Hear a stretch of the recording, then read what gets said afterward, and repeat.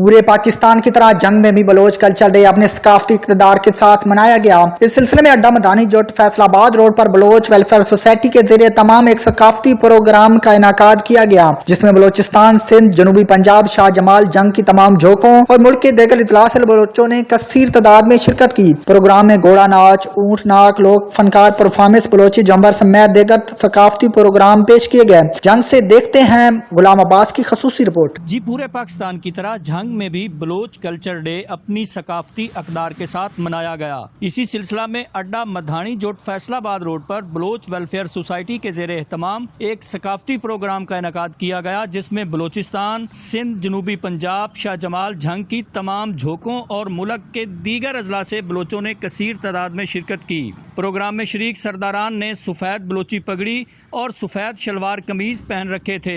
Programme میں گھوڑا ناچ، اونٹ ناچ، لوک فنکار پرفارمنس، بلوچی جھمر سمیت دیگر ثقافتی پروگرام پیش کیے گئے۔ اس موقع پر بابا قوم سردار ظفر خان بلوچ اور سابق MP افتخار خان بلوچ سمیت دیگر شہروں سے آئے ہوئے مہمانوں نے کہا کہ بلوچ کلچر ڈے منانے کا مقصد محبت، بھائی چارے اور یگانگت کو عام کرنا ہے۔ پنجاب میں بلوچ کلچر ڈے منا کر بین الصوبائی ہم آہنگی کو فروغ دینا چاہتے ہیں۔ ہم اپنی ثقافت کو یاد رکھنے والی قومیں ہیں، ترقی کرتی ہیں۔ پاکستان میں بسنے والی تمام قومیں ایک لڑی میں پروئی ہوئی ہیں اور پاکستان کے دیگر ثقافتوں کی طرح بلوچ کلچر میں بھی محبت اور حب الوطنی کے خدوخال نمایاں ہیں۔ کیمرہ مین AE حیدر کے ساتھ غلام عباس، City 5 نیوز، جھنگ۔